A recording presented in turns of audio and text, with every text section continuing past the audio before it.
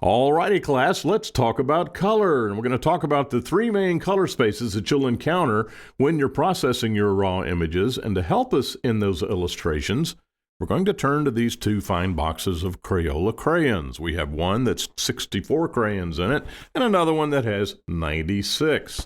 And if you'll think of the 64 box of crayons as the sRGB color space, and then if you'll think of the 96 count box of crayons as the Adobe RGB color space, and then I'm going to confuse you just a little more. If you take these two boxes and then combine them and take some of the colors, mix them together for still new colors, you'll have what's known as the ProPhoto RGB color space. And to help illustrate how that works, let's take a look at this graphic, and we'll see that this 2200 matte paper is a color space that's kind of superimposed on this to give you an idea as to the breadth of colors that this particular photo paper can reproduce. So we're not going to discuss it too terribly much. The sRGB color space is the smaller of the three. It was invented in the early 80s, late 70s as a way to kind of standardize the colors that a computer monitor could reflect at that point in time. Adobe RGB was invented in 1998 by, you guessed it, Adobe, as a way to allow software programs to process the breadth of colors that were coming in off of digital cameras that were becoming more and more prevalent.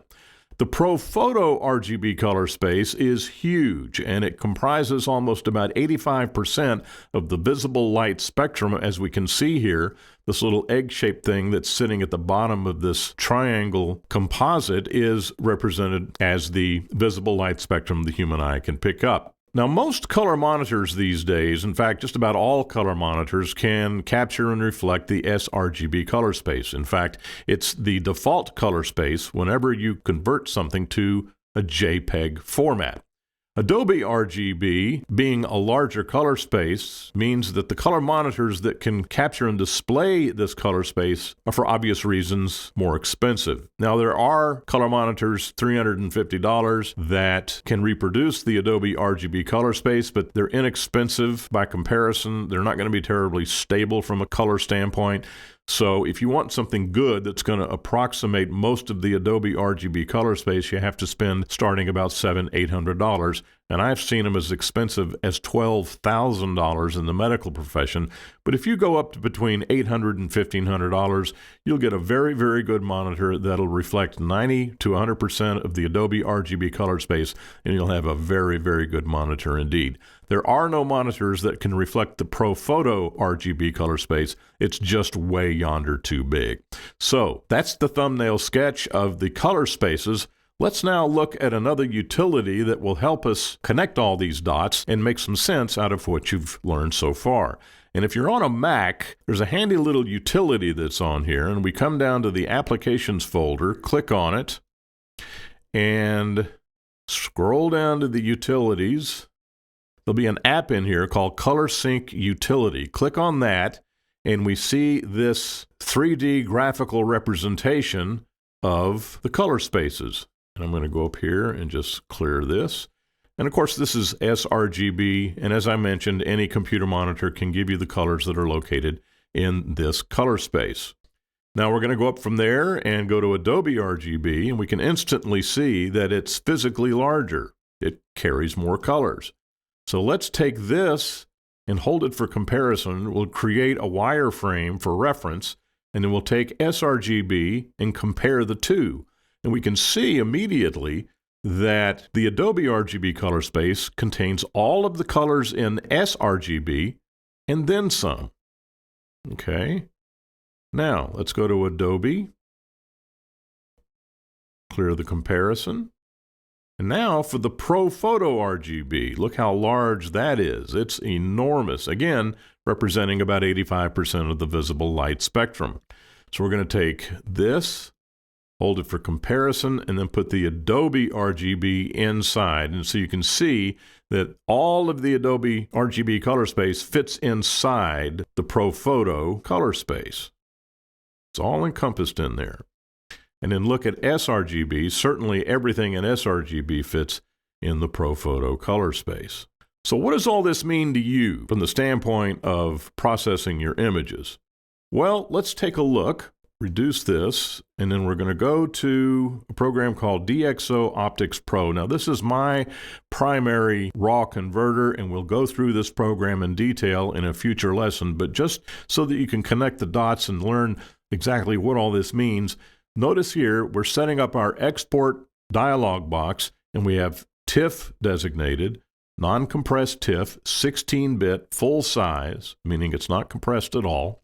And we have assigned the ProPhoto RGB color space to this image. And that means that we're going to capture every bit of color information that came off that sensor and convert it into the image, and then we're going to later take it and put it in Photoshop for final output processing. Now, you might use Lightroom, you might use something else, but for my purposes, I always go to Photoshop. And so I want all of that color information in there, so I'm going to process the TIFF image at the ProPhoto RGB color space. Now let's go to Photoshop and show you what happens when we get there. And I'll direct your attention to Edit, and then Color Settings, and the dialog box that comes up has a space called Working Spaces. And notice here that the working space, in other words, it's the space right here where the image is going to be processed. The working space is assigned at ProPhoto RGB, which means that we'll take the raw conversion to a TIFF into Photoshop with all of the color information that came off that sensor. Every little shred of color detail that came off that sensor is going to be included in that file, placed into Photoshop for final output processing.